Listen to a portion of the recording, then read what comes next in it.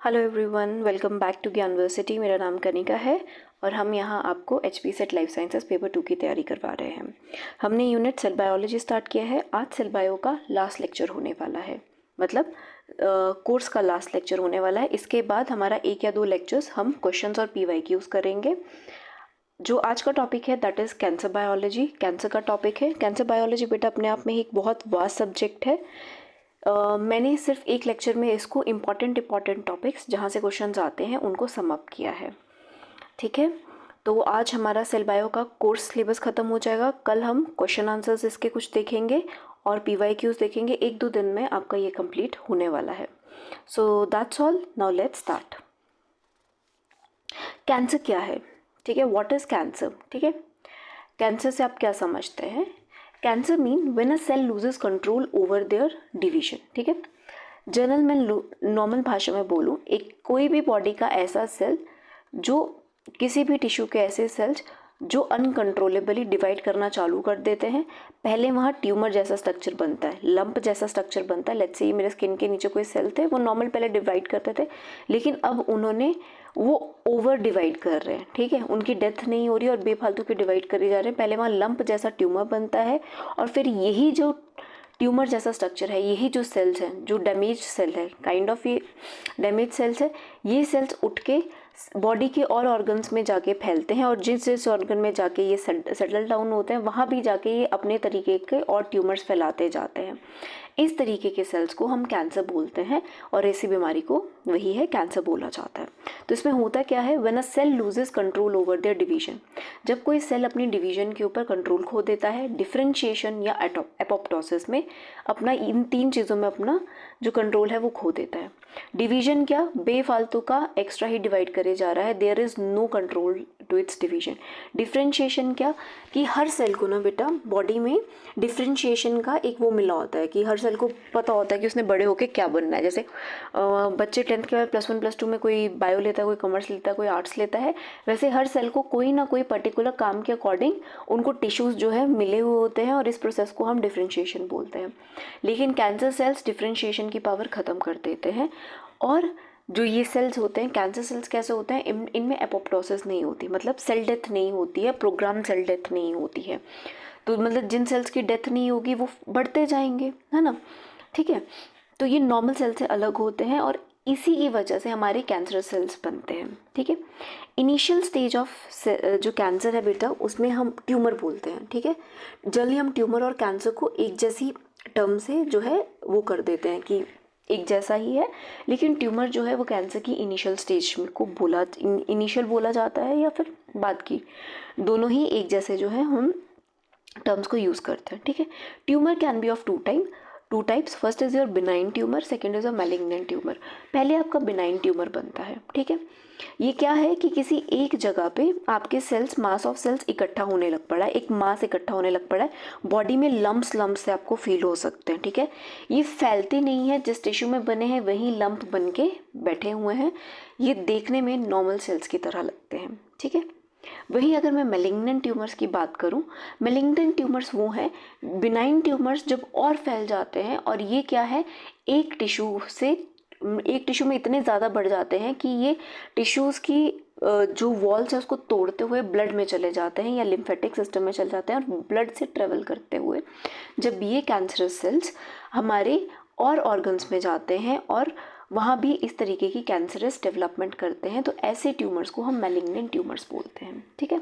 एक चीज़ आपने ध्यान रखनी है बेटा, ट्यूमर में जो बिनाइन ट्यूमर्स हैं ये ट्रीटेबल होते हैं, जिन्हें हम अर्ली स्टेजेस ऑफ कैंसर बोलते हैं। इनको रिमूव किया जा सकता है, इनको ट्रीट किया जा सकता है। लेकिन जब आपकी 4th स्टेज ऑफ कैंसर या मैलिग्नेंट ट्यूमर बन जाता है, ठीक है, इसमें पूरी बॉडी में आपका कैंसर फैल चुका होता है, इसका ट्रीटमेंट नहीं हो सकता, बिकॉज ऐसे सेल्स क्योंकि इनकी डेथ ही नहीं होती है, ठीक है, तो इनको कंट्रोल करना बहुत नेक्स्ट टू इम्पॉसिबल है। तो ऐसे में सर्वाइवल का जो चांसेस है बहुत कम हो जाते हैं, ठीक है। मैलिग्नेंट ट्यूमर में एक चीज़ याद रखना, एक टर्म आती है मेटास्टेसिस। मेटास्टेसिस क्या है? मेटास्टेसिस है जब ट्यूमर सेल या जब कैंसर सेल एक ऑर्गन से उठ के via blood, via lymphatic system पूरी बॉडी में ट्रेवल करता है और कहीं और ऑर्गन्स में जाके सेटल डाउन होता है। इस प्रोसेस को हम मेटास्टेसिस बोलते हैं। That is spread of malignant tumours to secondary sites is called metastasis. ठीक है, अब प्रॉपर्टीज ऑफ कैंसर सेल पढ़ते हैं। वेरी इंपॉर्टेंट टॉपिक, प्रॉपर्टीज से क्वेश्चंस आते हैं। ठीक है, एक एक करके हम प्रॉपर्टीज देखेंगे। ठीक है, पहली ही है मेटास्टेसिस, अभी पढ़ के हटे। इसमें क्या होता है कि एबिलिटी टू पेनिट्रेट, मतलब कैंसर सेल्स की ability to penetrate into blood cells, circulate through them in invade normal tissues. ठीक है, क्या बोल रहे हैं कि कोई एक जगह पे कैंसर सेल बना, जिस पहली जगह पे कैंसर सेल बनता है उसको हम प्राइमरी साइट बोलते हैं। ठीक है, पहले तो वो उसी जगह पे डिवाइड करेंगे और सेल्स वहाँ के आसपास और कैंसर सेल्स बनाएंगे। फिर वो ब्लड वेसल से होते हुए सेकेंडरी प्लेसेस में जाएंगे, मतलब किसी और blood vessel, let's say liver में बना, लिवर से उठ के उसकी ब्लड से लंग्स में चला गया। ठीक है, फिर लंग्स में वही कैंसर होने लग पड़ा, लंग से होता हुआ ब्रेन में चला गया और किसी और ऑर्गन में चला गया। ठीक है, जो मेटास्टेसिस होती है 2 फेजेस में होती है। पहली है लोकल इन्वेजिवनेस। लोकल इन्वेजिवनेस में क्या होता है बेटा, जो प्राइमरी साइट है जहाँ पे सबसे पहले आपका कैंसर बना था, ट्यूमर बना था, वहाँ से डी अटैचमेंट हो जाती है, आपके कैंसर सेल छूटना चालू हो जाते हैं, जिसमें आपकी सेल टू सेल एडेशंस छूटते हैं, सेल मैट्रिक एडेशंस वो कम होते हैं।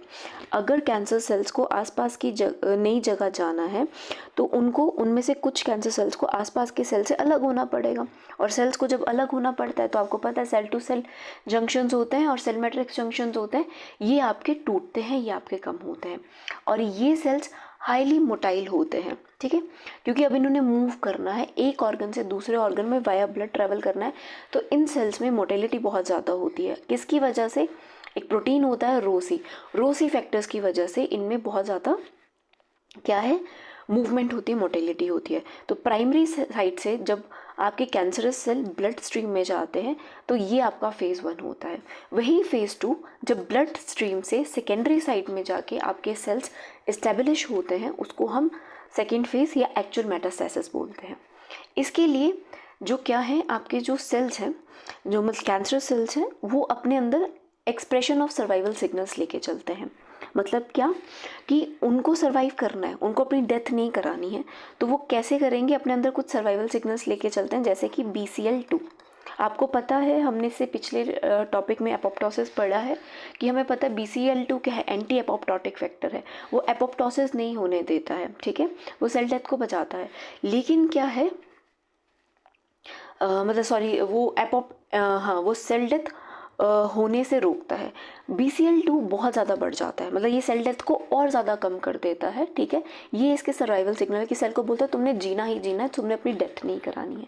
दूसरी चीज़ होती है बेटा एंजियोजेनेसिस। एंजियोजेनेसिस प्रॉपर्टीज़ में हम दोबारा से पढ़ेंगे, मतलब डिटेल में अभी आगे देखेंगे। एंजियोजेनेसिस क्या है कि कैंसर सेल्स के पास अपनी खुद की ब्लड वेसल्स बनाने की क्षमता होती है। वो किसकी वजह से होती है, एक फैक्टर होता है VEGF फैक्टर जो बढ़ जाता है, that is vascular endothelial growth factor. ठीक है, जिसकी वजह से कैंसर सेल्स अपने लिए खुद से नई ब्लड वेसल्स बना लेते हैं। ब्लड वेसल्स क्यों, क्योंकि आपको पता है ब्लड वेसल्स ही आपका न्यूट्रिएंट्स कैरी करती हैं।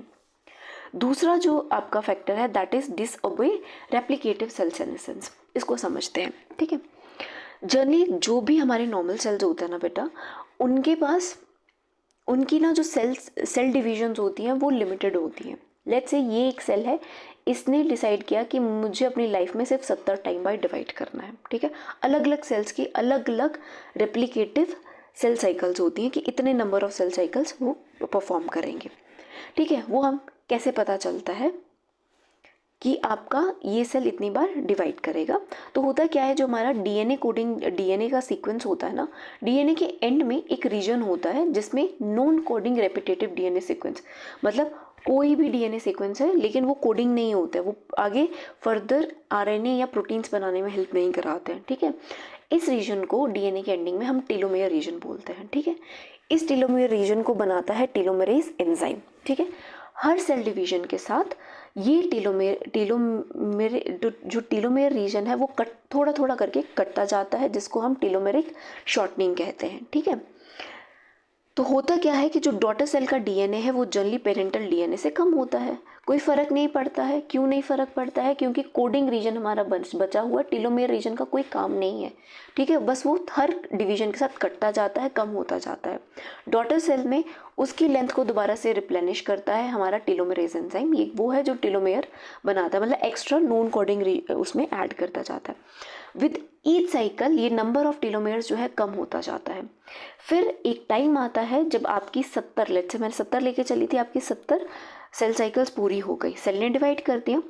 वो जैसे ही लास्ट टाइम पे अब टेलोमेयर ख़त्म हो चुका है, आपका जो सेल जैसे ही जो टेलोमेयर रिंग शॉर्टनिंग की जगह आपके डीएनए को काटने को आता है, क्योंकि अब डीएनए चालू हो जाएगा, कोडिंग रीजन चालू हो जाएगा, तब क्या होता है, जो डीएनए है वो एक डेंजर सिग्नल भेजता है, और वो डेंजर सिग्नल काम करता है सेल साइकिल को रोकने की तरह। वो कहता है कि नहीं भाई, अब टेलोमेयर ख़त्म हो चुका है, इससे ज़्यादा टेलोमेयर हमारे पास नहीं बचा है, अब क्या है, अब डीएनए अब इससे ज़्यादा सेल को खुद से डिवाइड नहीं कर सकता है, मेरी 70 साइकिलें पूरी हो गई हैं, 70 बार मेरा टेलोमेयर कट चुका है, अब ये कोडिंग रीजन को कर रहा है, डीएनए को डैमेज जा रहा है, तो सेल साइकिल इसके बाद स्टॉप हो जाती है, और इसको हम बोलते हैं रेप्लिकेटिव सेल सेनेसेंस। मतलब सेल अब अपनी स्लीप साइकिल में जा चुका है, अब सेल अपनी नॉर्मल ज़िंदगी जिएगा लेकिन डिवाइड नहीं करेगा। अब ये है नॉर्मल कंडीशन। कैंसर सेल में क्या होता है, टेलोमेरेज एंजाइम जो टेलोमेयर बना रहा है वो ऑन रहता है, ठीक है। अब ये ऑन रहेगा, ये एक्सप्रेसिव रहेगा ऑल द टाइम। ये डीएनए में से अगर टेलोमेयर कट भी रहा है, ये इसमें और एक्स्ट्रा टेलोमेयर जोड़ता जाता है, टेलोमेरिंग शॉर्टनिंग होती ही नहीं है, मतलब सेल को वो सिग्नल ही नहीं जाता है कि हमने सेल डिवीजन रोक देनी है, सेल को डिवाइड नहीं करना है, सो हमारी अनकंट्रोल्ड सेल डिवीजन होती है, ठीक है। ये है हमारा disobedience of replicative cell sensor, मतलब सेल डिवाइड ही करता रहेगा, सेल को वो ये नहीं है कि सेल ने रुक जाना है। तीसरा है डिसोबे कॉन्टैक्ट इनहिबिशन। अब इसको समझते हैं। नॉर्मल सेल में क्या होता है, अगर सेल जो होते हैं ना बेटा डेंसिटी डिपेंडेंट होते हैं, एक टिश्यू में इतने ही सेल्स बनेंगे, ठीक है, इससे ज़्यादा नंबर ऑफ सेल्स ये टिश्यू नहीं अपने पास रख सकता है, क्योंकि डेंसिटी बढ़ती है। जैसे ही सेल के सेल में डेंसिटी बढ़ने से सेल और सेल के बीच में कांटेक्ट बढ़ता है, उसकी सेल डेंसिटी बढ़ती है, ये जो सेल्स हैं इनहिबिटरी सिग्नल्स भेजते हैं और बोलते हैं अब सेल डिवीजन रोक दो, हम और सेल्स को नहीं यहाँ पे इनकलकेट कर सकते हैं। वही कैंसरस सेल के केस में ये जो कॉन्टैक्ट इनहिबिशन है, ठीक है, ये डिसोबे हो जाती है।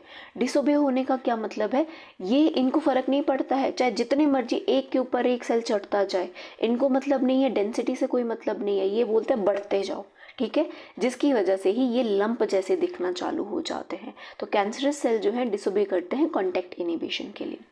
Now let us come to the fourth property, that is angiogenesis.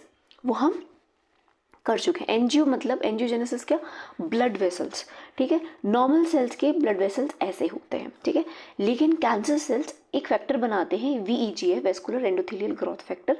ये फैक्टर क्या करता है, ये सेल जो आसपास के सेल्स हैं उनको बोलता है कि आप ब्लड वेसल्स बनाओ, क्योंकि कैंसर सेल्स बहुत ज़्यादा सेल्स हैं, इनको जीने के लिए न्यूट्रिएंट्स भी चाहिए, इनको ग्लूकोज भी चाहिए, इनको सब कुछ चाहिए, अपने बेसिक रॉ मटेरियल चाहिए, वो रॉ मटेरियल सारा ब्लड के थ्रू आ रहा है और ऑक्सीजन भी वही आ रहा है। तो expression of on angiogenic growth factors, ये खुद की ब्लड वेसल्स, बहुत सारी ब्लड वेसल्स अपने आसपास बना लेते हैं, और ये ब्लड वेसल्स देखने में नॉर्मल ब्लड वेसल से अलग होती हैं, बस कहीं भी बन जाती हैं, बस ब्लड जो है कैरी करके लेके आती हैं।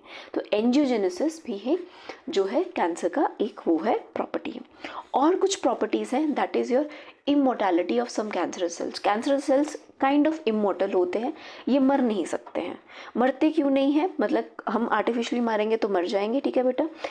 इनमें कोई भी प्रोग्राम सेल डेथ या एपोप्टोसिस का कारण खत्म हो जाता है, वो मैं आपको पहले बता चुकी हूँ, क्योंकि BCL2 बढ़ जाता है, एंटी एपोप्टोटिक फैक्टर बढ़ जाता है, डेथ होने वाला, डेथ को ये बोलता है कि डेथ होने ही नहीं देनी है। डेथ नहीं होने देनी तो मतलब क्या, इसको फेवर कर रहे हैं सेल की ग्रोथ को। दूसरा है जेनेटिक इंस्टेबिलिटी, बहुत ज़्यादा म्यूटेशंस होती हैं, हाई टेंडेंसी होती है कैंसर सेल में अपनी म्यूटेशंस की, ठीक है। तीसरा है ऑल्टर्ड एबिलिटी ऑफ डिफरेंशिएशन हम पहले भी पढ़ चुके हैं कि हर सेल को अपना अपना काम मिला होता है, उस हिसाब से वो टिश्यूज़ में जाके अपना काम करते हैं। लेकिन जो कैंसर सेल्स होते हैं उनमें कोई डिफरेंशिएशन फेज़ नहीं होता, वो कुछ भी बन जाते हैं, उनका ये नहीं है कि मैंने यही पर्टिकुलर जो है सेल बनना है।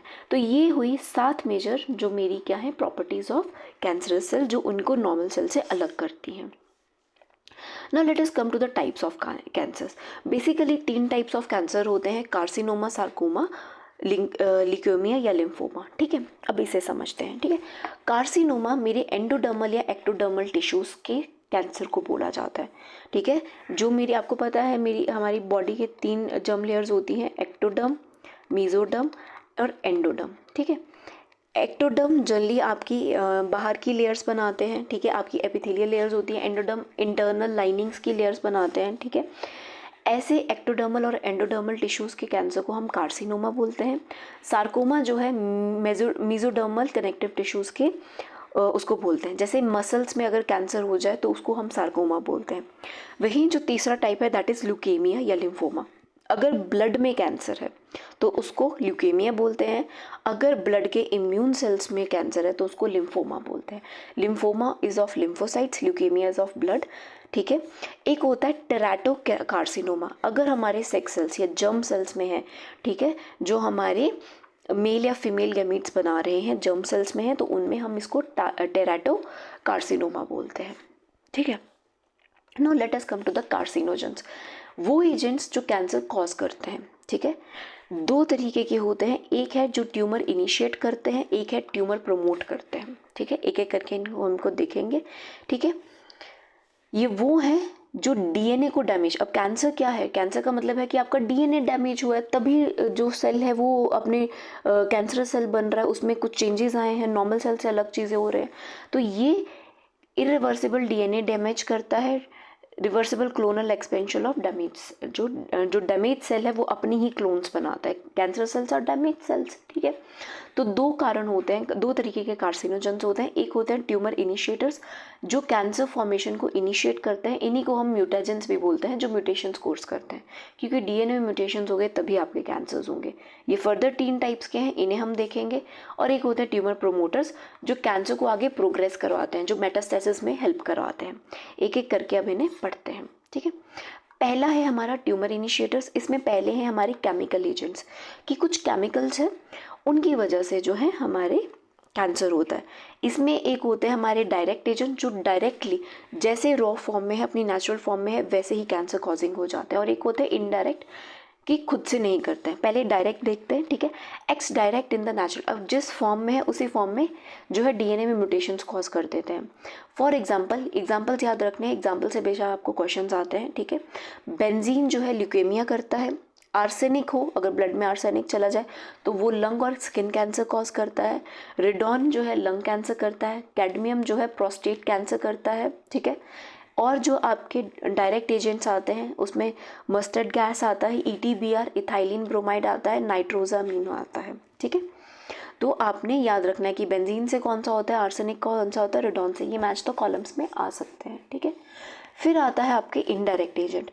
इनडायरेक्ट एजेंट है जो जनरली अपनी नेचुरल फॉर्म में कार्सिनोजन नहीं होते हैं, कैंसर कॉजिंग नहीं होते हैं, लेकिन जैसे ही हमारी बॉडी में जाते हैं हमारा लिवर उन्हें इस तरीके से प्रोसेस कर देता है या हमारी बॉडी ऐसे प्रोसेस कर देती है कि उन्हें कार्सिनोजेनिक बना देती है। एग्जाम्पल है अल्फा टॉक्सिन। एस्पेरेगिलस इसको बनाता है, एस्पेरेगिस बनाता है, ठीक है। लीवर क्या है इस अल्फा टॉक्सिन को, ये क्या है अल्फा टॉक्सिन, हमारे लिए नॉन हार्मफुल है। इसको अल्फा टॉक्सिन 2,3 इपॉक्साइड बना देता है, ठीक है, जो एक कार्सिनोजन है और हमारी बॉडी में म्यूटेशंस कॉज करता है। याद रखिएगा इनडायरेक्ट जो एजेंट्स है ना बेटा, ये ज़्यादा पोटेंट होते हैं ज़्यादा खतरनाक होते हैं आपके डायरेक्ट एजेंट से, ठीक है। यहाँ ख़त्म हुए हमारे केमिकल एजेंट्स। अब देखते हैं फिजिकल कार्सिनोजेंस। फिजिकल कार्सिनोजेंस में हमारी रेडिएशंस आती हैं जो हमारे डीएनए सीक्वेंस को क्या करती हैं, ऑल्टर करती हैं। इनमें gamma rays, UV rays, X rays जो है ये हार्मफुल रेज होती हैं। अब आते हैं थर्ड टाइप ऑफ हमारे इनिशिएटर्स या ट्यूमर इनिशिएटर्स में, that is your biological carcinogens, ठीक है। कुछ बायोलॉजिकल हैं, कुछ वायरसेस हैं, ठीक है। कैंसर वायरसेस हैं जो कैंसर कॉज करते हैं, इनको हम ऑन्को वायरसेस बोलते हैं। ऑन्को याद रखना, कैंसर की स्टडी को ऑन्कोलॉजी बोलता है, तो ऑन्को वर्ड समझ आ जाना कैंसर रिलेटेड। तो cancer causing viruses are your oncoviruses. ऐसे वायरसेस जो कैंसर कॉज करते हैं दो तरीके के हैं, एक होते हैं डीएनए वायरस और एक होते हैं आरएनए वायरस। डीएनए वायरस में हमारे एग्जाम्पल्स है पेपिलोमा वायरस, ये हमारा सर्विक्स का जो वजाइना की सर्विक्स होती है उसका कार्सिनोमा कॉज करता है। वैसे ही हेपेटाइटिस वी वायरस ये लिवर कैंसर कॉज करता है। एप्स्टीन बार वायरस ये बर्किट्स लिम्फोमा, ठीक है, बर्किट्स लिम्फोमा क्या, बी लिम्फोसाइट्स के लिम्फोमा कॉज करता है। वैसे ही आरएनए वायरसेस की बात करें, मतलब जिनका जेनेटिक मटेरियल आरएनए है, उसमें HTLV human T leukaemia virus जो है टी सेल लिम्फोमा कोज करता है। और हेपेटाइटिस सी वायरस जो है लिवर कैंसर कॉज करता है। आप याद रखना बेटा, इसके मैच तो कॉलम्स आ जाते हैं और इसमें से क्वेश्चन आते ही आते हैं, ठीक है। डायरेक्ट क्वेश्चन है कैंसर का, ये आप छोड़ नहीं सकते कि कौन सा वायरस कौन सा कैंसर कॉज करता है। याद रखना हेपेटाइटिस वी जो है वो डीएनए वायरस है, दोनों ही लिवर कैंसर कॉज करते हैं, और हेपेटाइटिस सी क्या है, आपका आरएनए वायरस है, ठीक है। यहाँ खत्म हुए हमारे ट्यूमर इनिशिएटर्स। अब देखते हैं ट्यूमर प्रोमोटर्स, ठीक है। ये क्या है बेटा कि पहले ही मेरा सेल कभी किसी उसमें सेल में कोई म्यूटेशन हो चुकी है, ठीक है। ट्यूमर प्रोमोटर्स क्या है, आगे सेल को और बढ़ावा देते हैं। ये म्यूटेशंस नहीं करते हैं, म्यूटेशंस हमारे इनिशिएटर्स करते हैं, डीएनए डैमेज नहीं करते हैं, लेकिन डैमेज डीएनए को फर्दर कैंसरस सेल्स में प्रोलिफरेट करवाने के लिए ये हेल्प कराते हैं, ठीक है।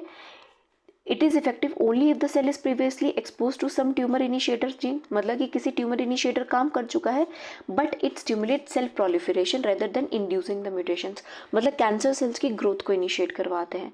मतलब पहले एक्सपोजर हो चुका है, वो कैंसर सेल बन चुका है, उसमें डैमेज, बस उसको प्रमोट करवा रहे हैं, नई म्यूटेशंस ही नहीं देते हैं, ठीक है। एग्जाम्पल है फॉर्बोलिस्टर, ये पीकेसी का एक्टिवेटर है, ये फर्दर जो है पीकेसी को एक्टिवेट करता है और जो है आगे हमारा सेल प्रोलिफरेशन करवाता है, कैंसर सेल्स की नॉनसेंस डिवाइडेशन करवाता है, ठीक है। यहाँ मेरे कार्सिनोजेंस खत्म हो गए। अब हमारे जीन्स आते हैं, ये टॉपिक भी बहुत ज़रूरी है, कैंसर क्रिटिकल जीन्स। कुछ जीन्स हैं जो हमारी सेल साइकिल को रेगुलेट करते हैं, ठीक है, ठीक है। अगर इन जीन्स में कोई म्यूटेशन आ जाए, ठीक है, मेरी सेल साइकिल को, मेरे डीएनए की डिवीजन को जो है कंट्रोल करते हैं, अगर इनमें कुछ चेंज आ जाए, इनमें कोई म्यूटेशन आ जाए, तो ये जीन जो है कैंसर कॉजिंग जीन्स बन सकते हैं। मतलब ये जीन्स के अंदर कुछ भी चेंज हुआ तो कैंसर कॉज हो सकता है, तो इसलिए ऐसे जीन्स को हम कैंसर क्रिटिकल जीन्स बोलते हैं। दो तरीके के ये होते हैं, एक है गेन ऑफ फंक्शन जीन, एक है लॉस ऑफ फंक्शन जीन्स।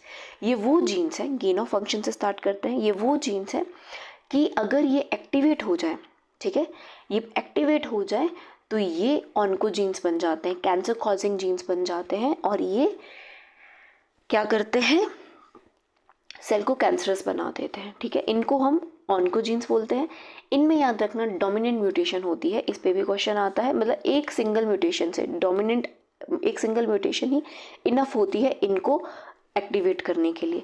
जल्दी ये नॉर्मली अगर अपनी रेगुलेटेड फॉर्म में है, रेगुलेटेड है, तो ये प्रोटो ऑन्कोजीन्स होते हैं, लेकिन कोई म्यूटेशन हुई तो ये ऑन्कोजीन्स बन जाते हैं। और रेगुलेशन, जो इनकी रेगुलेशन थी, पहले किसी लो क्वांटिटी में बन रहे थे या इनकी कोई एक्टिविटी थी, वो इंक्रीज हो जाती है या रेगुलेशन लॉस्ट हो जाती है। इसमें जो एग्जाम्पल्स आते हैं बेटा, दैट इज़ BCL2, ठीक है।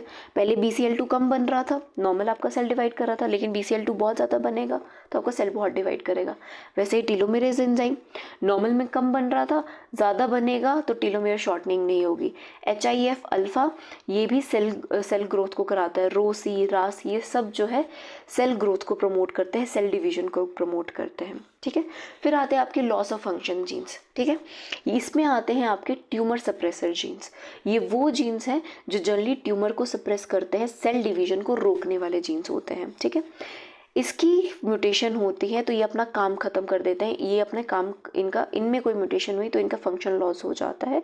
याद रखिएगा, इनमें रिसेसिव म्यूटेशंस, मतलब आपके दोनों जीन्स में म्यूटेशन होना ज़रूरी है, तभी ये जो है लॉस ऑफ फंक्शन होता है। उसमें किसी एक जीन पे, एक एलील में भी म्यूटेशन होगी, काम चल जाएगा।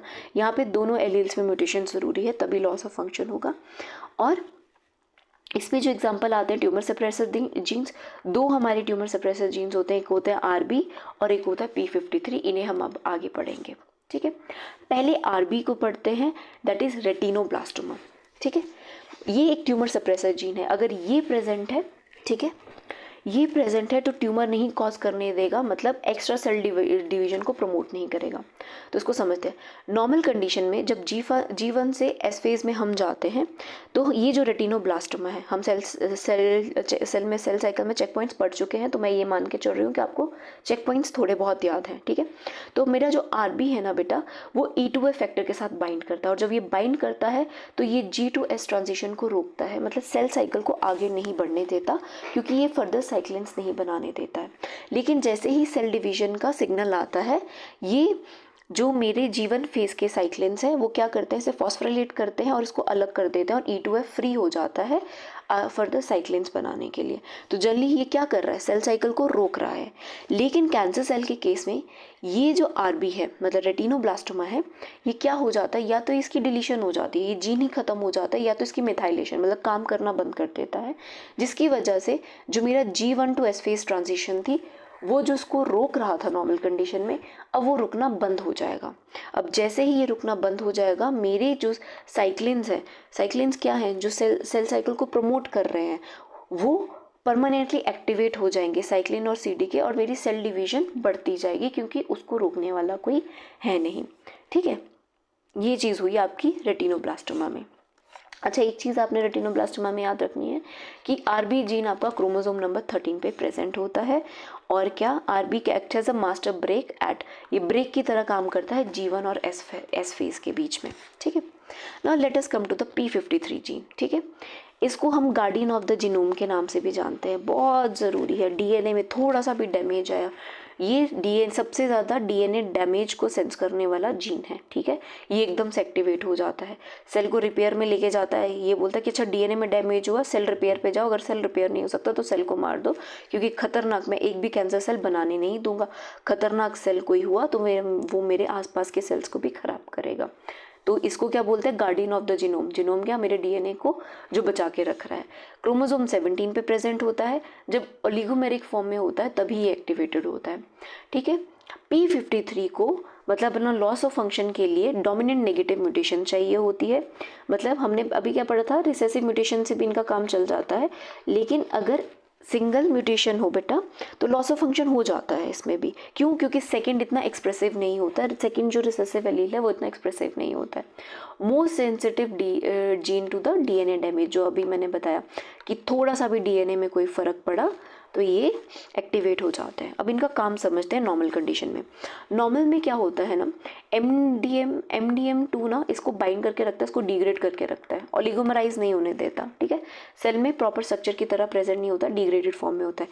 जैसे ही कोई स्ट्रेसफुल कंडीशन, ठीक है, या DNA डैमेज होता है, ठीक है, उस कंडीशन में एक प्रोटीन काइनेज आके इसको P53 को फॉस्फोराइलाइज कर लेता है, और फॉस्फोराइज करते ही ये MDM2 से इसकी एफिनिटी कम हो जाती है और ये अलग हो जाता है, फ्री हो जाता है और ओलिगोमराइज हो जाता है। जैसे ही P53 एक्टिवेट हुआ, फ्री हुआ, एक्टिवेट हुआ, ये DNA डैमेज को सेंस करता है, उसे ठीक करवाने के लिए फर्दर चीज़ें सेल को बोलता है।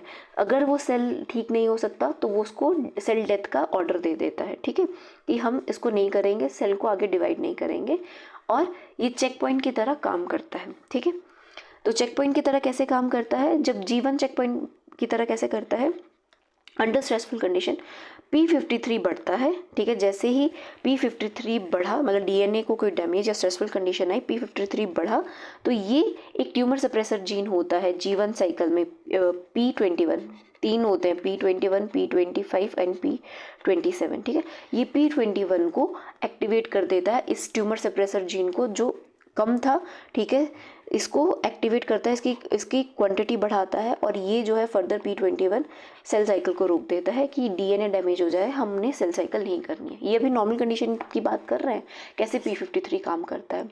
और G2, अगर यही डैमेज G2 के टाइम पे हो तो MDK जो है इनएक्टिव फॉर्म में हम एक्टिव करता है। मतलब MCDK क्या है बेटा, ये M फेज का साइक्लिन डिपेंडेंट काइनेज है, जो फर्दर हमारी माइटोसिस या मियोसिस में चाहिए होता है। उसको एक्टिव करने के लिए CDC25 फॉस्फेटेज एंजाइम होता है। अगर DNA डैमेज है, P53 बढ़ता है सेल में, ये क्या करता है, CDC फॉस्फेटेज को फॉस्फोराइलेट करके इनएक्टिव कर देता है। ये इनएक्टिव हो गया तो आपका माइटोटिक फेज एक्टिवेट नहीं हो पाता है, और G2 to M फेज क्या हो जाता है, स्टॉप हो जाती है। ये था नॉर्मल कंडीशन में, जब स्ट्रेसफुल कंडीशन है। लेकिन जब कैंसर सेल है, उनमें क्या होता है ना बेटा, P53 जो काम कर रहा है, स्ट्रेसफुल कंडीशन में इतना काम कर रहा है, P53 डिलीट हो जाएगा या मिथाइलेटेड हो जाएगा, मतलब काम नहीं करेगा, लॉस ऑफ फंक्शन हो जाएगा। तो डैमेज रिपेयर सिस्टम इम्पेयर, जो हमारा रिपेयर सिस्टम था, DNA डैमेज को ठीक करने का सिस्टम था, वो भी खराब हो जाएगा। No programme cell death as no PCD, programme cell death होगी नहीं, बिकॉज P53 है ही नहीं। ठीक है, ये था हमारा यहाँ तक का टॉपिक। अब लास्ट टॉपिक है कि इसका ट्रीटमेंट कैसे किया जाए। ठीक है। ट्रीटमेंट के लिए 4-5 तरीके से इसका ट्रीटमेंट होता है। मैंने पहले कहा ट्यूमर स्टेज है बेटा, इनिशियल स्टेज है, जब तक आपके एक जगह पे आपकी गांठें बनी हुई हैं उसे ट्रीट करना। आप ऑपरेशन से भी उसको निकाल सकते हैं, आप रेडिएशन से भी उसको कर सकते हैं, आप there serum therapy, there is gene therapy, आप बहुत तरीक़ों से उसको रिमूव कर सकते हैं। लेकिन जब मेटास्टेसिस हो जाती है, मैलिग्नेंसी स्टेज आ जाती है, पूरी बॉडी में कैंसर फैल जाता है, तब ट्रीटमेंट का कोई फ़ायदा नहीं होता है। ठीक है, अब ट्रीटमेंट की बात करते हैं। Induce DNA damage. ठीक है, कैसे करते हैं डीएनए डैमेज बेटा? मेरे जो नॉर्मल सेल्स है ना, या तो कोई केमिकल्स देंगे या रेडिएशंस देंगे। ठीक है, मेरा कोई नॉर्मल सेल है ना बेटा, अगर उसके डीएनए डैमेज है ना, तो सेल के अंदर, नॉर्मल सेल के अंदर अपने आप खुद ऐसी मशीनरी है कि वो डीएनए डैमेज को रिपेयर कर लेता है।